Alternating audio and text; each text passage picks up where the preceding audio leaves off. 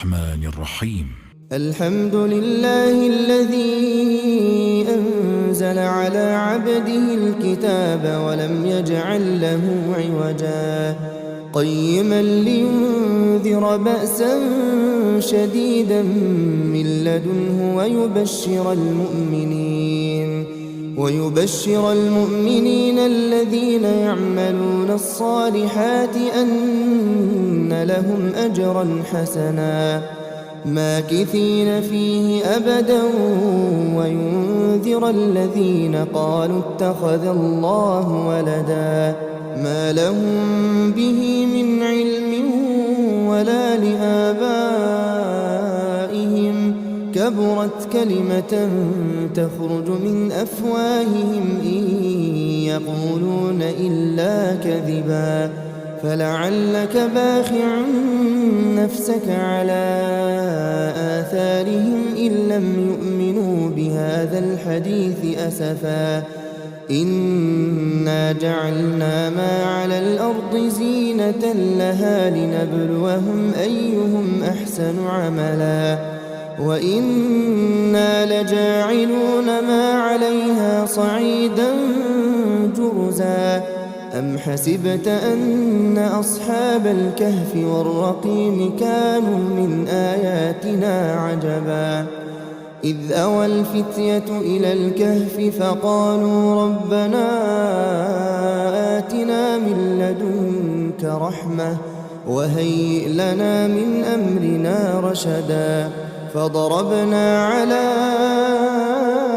آذانهم في الكهف سنين عددا ثم بعثناهم لنعلم أي الحزبين أحصى لما لبثوا أمدا نحن نقص عليك نبأهم بالحق إنهم فتية آمنوا بربهم وزدناهم هدى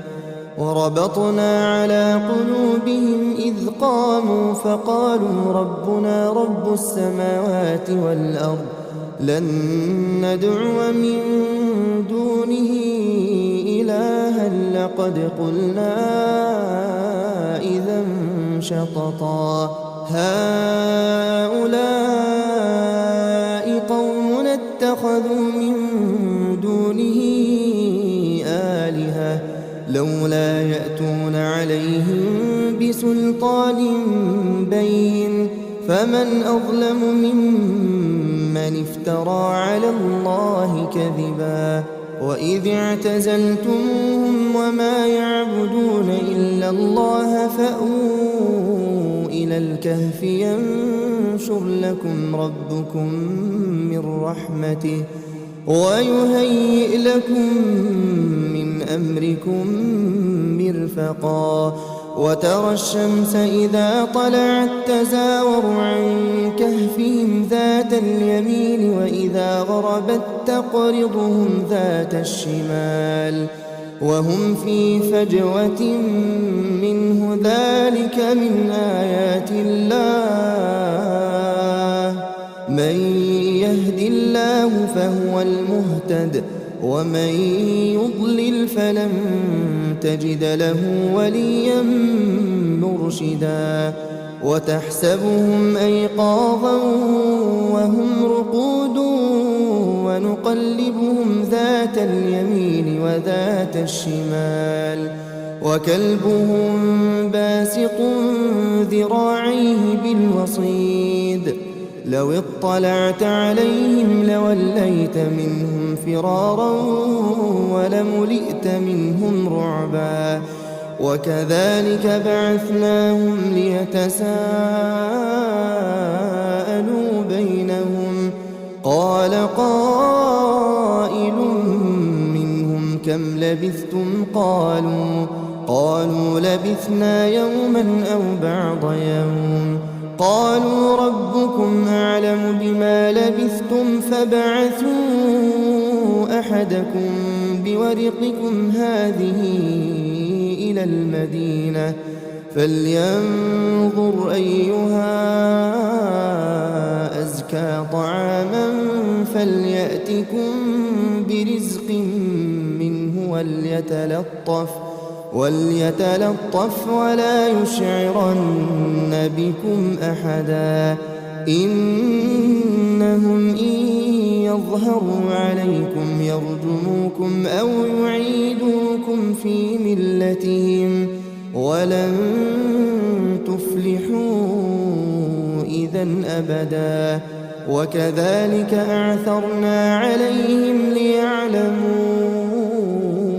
أن وعد الله حق وأن الساعة لا ريب فيها إذ يتنازعون بينهم أمرهم فقالوا ابنوا عليهم بنيانا ربهم أعلم بهم قال الذين غلبوا على أمرهم لنتخذن عليهم مسجدا سيقولون ثلاثة رابعهم كلبهم ويقولون خمسة سادسهم كلبهم رجما بالغيب ويقولون سبعة وثامنهم كلبهم قل ربي أعلم بعدتهم ما يعلمهم إلا قليل فلا تمار فيهم إلا مراء ظاهرا ولا تستفت فيهم منهم أحدا ولا تقولن لشيء إني فاعل ذلك غدا إلا أن يشاء الله واذكر ربك إذا نسيت وقل عسى أن يهديني ربي لأقرب من هذا رشدا ولبثوا في كهفهم 300 سنين وازدادوا 9 قل الله أعلم بما لبثوا له غيب السماوات والأرض أبصر به وأسمع ما لهم من دونه من ولي ولا يشرك في حكمه أحدا واتل ما أوحي إليك من كتاب ربك لا مبدل لكلماته ولن تجد من دونه ملتحدا واصبر نفسك مع الذين يدعون ربهم بالغداة والعشي يريدون وجهه ولا تعد عيناك عنهم تريد زينة الحياة الدنيا ولا تطع من أغفلنا قلبه عن ذكرنا واتبع هواه وكان أمره فرطا وقل الحق من ربكم فمن شاء فليؤمن ومن شاء فليكفر إنا أعتدنا للظالمين نارا أحاط بهم سرادقها وإن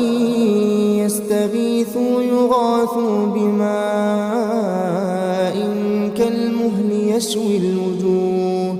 بئس الشراب وساءت مرتفقا إن الذين آمنوا وعملوا الصالحات إنا لا نضيع أجر من أحسن عملا أولئك لهم جنات عدن تجري من تحتهم الأنهار يحلون فيها من أساور من ذهب ويلبسون ثيابا خضرا من سندس وإستبرق متكئين فيها على الأرائك نعم الثواب وحسنت مرتفقا واضرب لهم مثلا رجلين جعلنا لأحدهما جنتين من أعناب وحففناهما بنخل وجعلنا بينهما زرعا كلتا الجنتين آتت أكلها ولم تظلم منه شيئا وفجرنا خلالهما نهرا وكان له ثمر فقال لصاحبه وهو يحاوره أنا أكثر منك مالا وأعز نفرا ودخل جنته وهو ظالم لنفسه قال ما أظن أن تبيد هذه أبدا وما أظن الساعة قائمة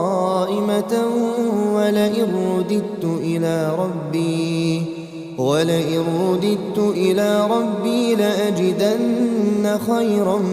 منها منقلبا قال له صاحبه وهو يحاوره أكفرت بالذي خلقك من تراب ثم من نطفة ثم سواك رجلا لكن هو الله ربي ولا أشرك بربي أحدا ولولا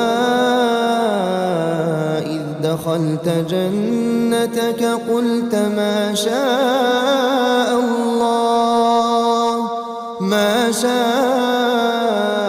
الله لا قوة إلا بالله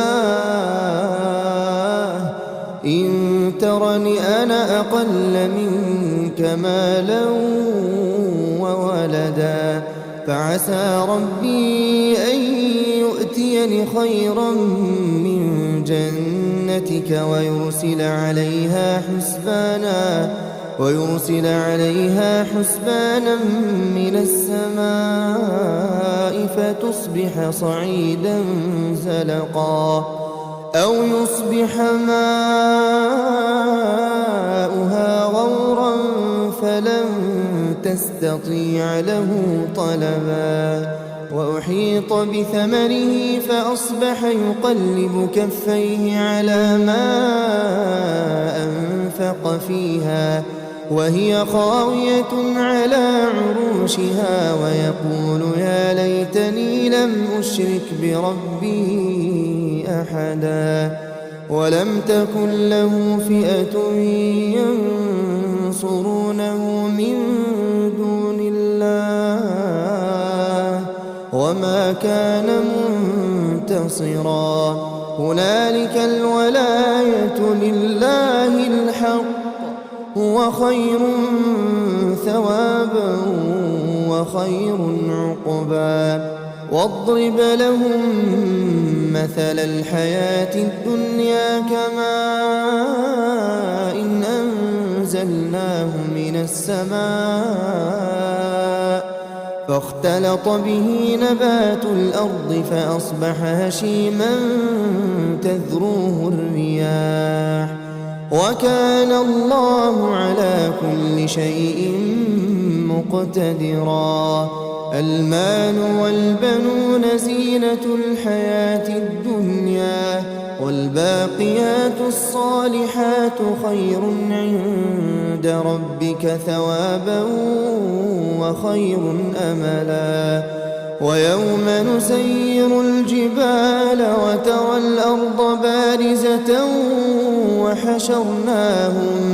وحشرناهم فلم نغادر منهم أحدا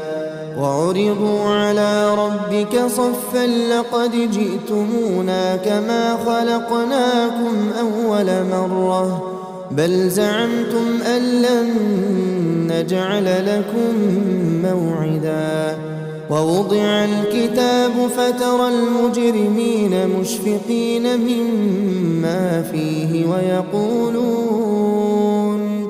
ويقولون يا ويلتنا ما لهذا الكتاب لا يغادر صغيرة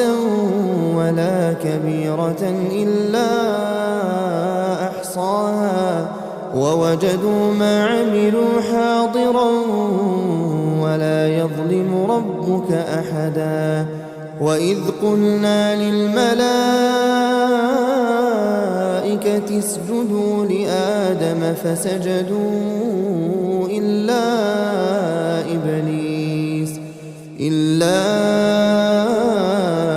إبليس كان من الجن ففسق عن أمر ربه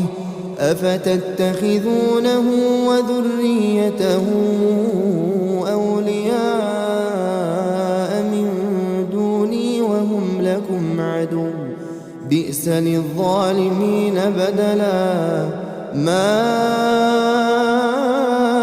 أشهدتهم خلق السماوات والأرض ولا خلق أنفسهم وما كنت متخذ المضلين عضدا ويوم يقول نادوا شركائي الذين زعمتم فدعوهم فلم يستجيبوا لهم وجعلنا بينهم موبقا ورأى المجرمون النار فظنوا أنهم مواقعوها ولم يجدوا عنها مصرفا ولقد صرفنا في هذا القرآن للناس من كل مثل وكان الإنسان أكثر شيء جدلا وما منع الناس أن يؤمنوا إذ جاءهم الهدى ويستغفروا ربهم إلا أن تأتيهم سنة الأولين أو يأتيهم العذاب قبلا وما نرسل المرسلين إلا مبشرين ومنذرين ويجادل الذين كفروا بالباطل ليدحضوا به الحق واتخذوا آياتي وما أنذروا هزوا ومن أظلم ممن ذكر بآيات ربه فأعرض عنها ونسي ما قدمت يداه إنا جعلنا على قلوبهم أكنة أن يفقهوه وفي آذانهم وقرا وإن تدعهم إلى الهدى فلن يهتدوا إذا أبدا وربك الغفور ذو الرحمة لو يؤاخذهم بما كسبوا لعجل لهم العذاب بل لهم موعد لن يجدوا من دونه موئلا وتلك القرى أهلكناهم لما ظلموا وجعلنا لمهلكهم موعدا وإذ قال موسى لفتاه لا أبرح حتى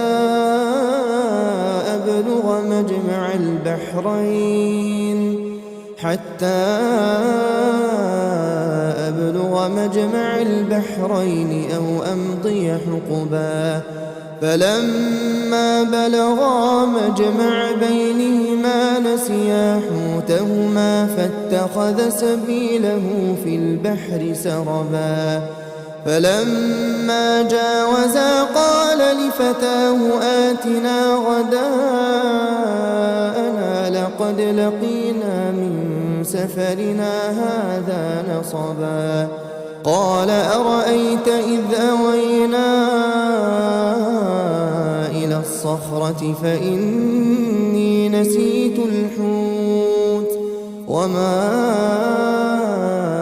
أنسانيه إلا الشيطان أن أذكره واتخذ سبيله في البحر عجبا قال ذلك ما كنا نبغي فارتدا على آثارهما قصصا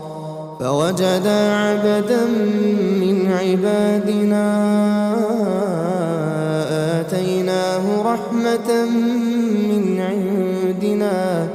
وعلمناه من لدنا علما قال له موسى هل أتبعك على أن تعلمني مما علمت رشدا قال إنك لن تستطيع معي صبرا وكيف تصبر على ما لم تحط به خبرا قال ستجدني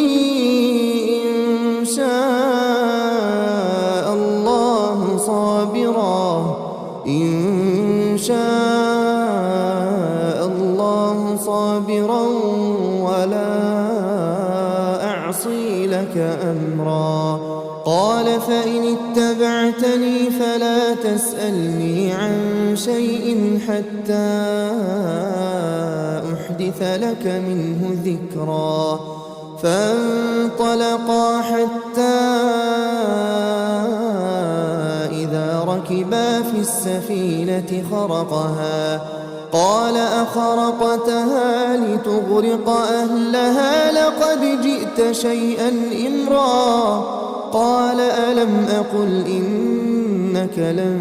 تستطيع معي صبرا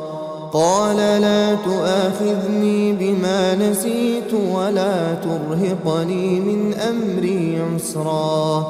فانطلقا حتى إذا لقيا غلاما فقتله قال أقتلت نفسا زكية بغير نفس لقد جئت شيئا نكرا قال ألم أقل لك إنك لن تستطيع معي صبرا قال إن سألتك عن شيء بعدها فلا تصاحبني قد بلغت من لدني عذرا فانطلقا حتى إذا أتيا أهل قرية استطعما أهلها فأبوا أن يضيفوهما فوجدا فيها جدارا يريد أن ينقض فأقامه قال لو شئت لاتخذت عليه أجرا قال هذا فراق بيني وبينك سأنبئك بتأويل ما لم تستطع عليه صبرا أما السفينة فكانت لمساكين يعملون في البحر فأردت أن أعيبها وكان وراءهم ملك يأخذ كل سفينة غصبا وأما الغلام فكان أبواه مؤمنين فخشينا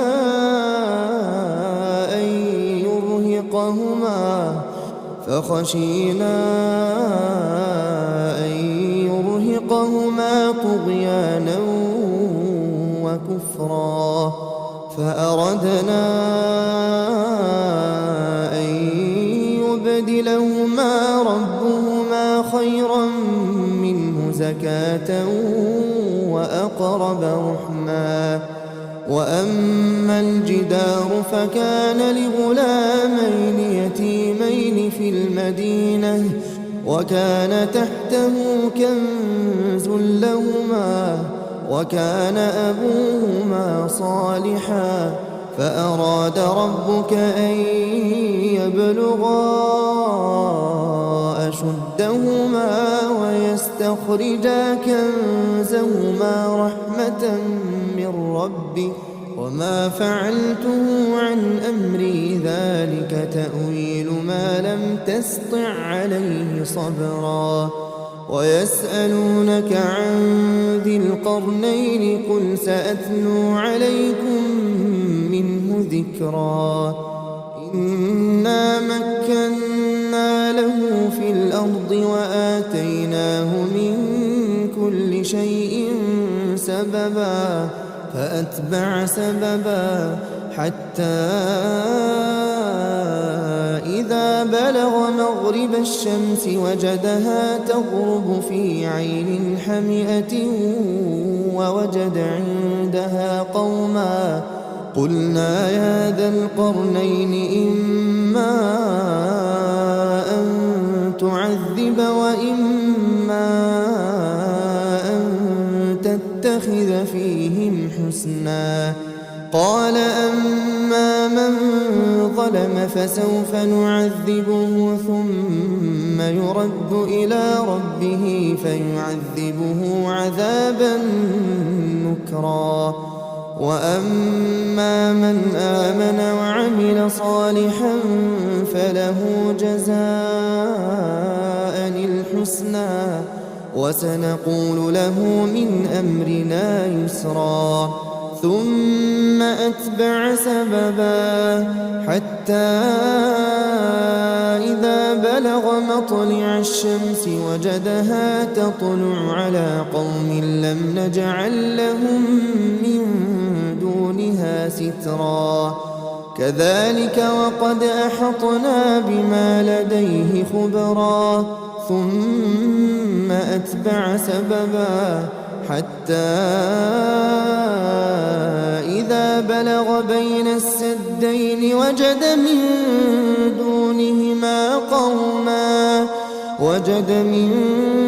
دونهما قوما لا يكادون يفقهون قولا قالوا يا ذا القرنين إن يأجوج ومأجوج مفسدون في الأرض فهل نجعل لك خرجا على أن تجعل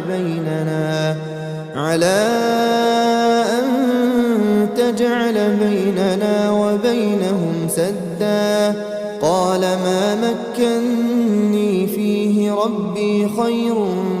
فأعينوني بقوة أجعل بينكم وبينهم ردما آتوني زبر الحديد حتى إذا ساوى بين الصدفين قال انفخوا حتى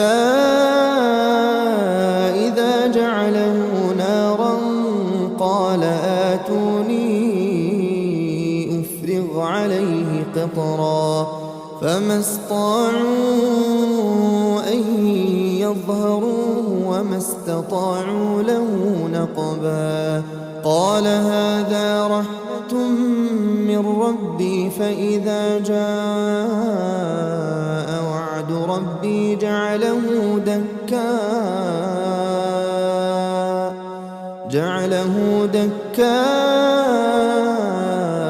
وكان وعد ربي حقا وتركنا بعضهم يومئذ يموج في بعض ونفخ في الصور فجمعناهم جمعا وعرضنا جهنم يومئذ للكافرين عرضا الذين كانت أعينهم في غطاء عن ذكري وكانوا لا يستطيعون سمعا أفحسب الذين كفروا أن يتخذوا عبادي من دوني أولياء إنا أعتدنا جهنم للكافرين نزلا قل هل ننبئكم بالأخسرين أعمالا الذين ضل سعيهم في الحياة الدنيا وهم يحسبون أنهم يحسنون صنعا أولئك الذين كفروا بآيات ربهم ولقائه فحبطت أعمالهم فلا نقيم لهم يوم القيامة وزنا ذلك جزاؤهم جهنم بما كفروا واتخذوا آياتي ورسلي هزوا إن الذين آمنوا وعملوا الصالحات كانت لهم جنات الفردوس نزلا خالدين فيها لا يبغون عنها حولا قل لو كان البحر مدادا لكلمات ربي لنفد البحر قبل أن تنفد كلمات ربي ولو جئنا بمثله مددا قل إنما أنا بشر مثلكم يوحى إلي أنما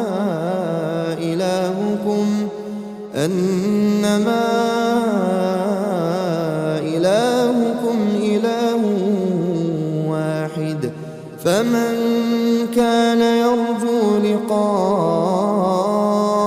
ربه فليعمل عملا صالحا ولا يشرك بعبادة ربه أحدا.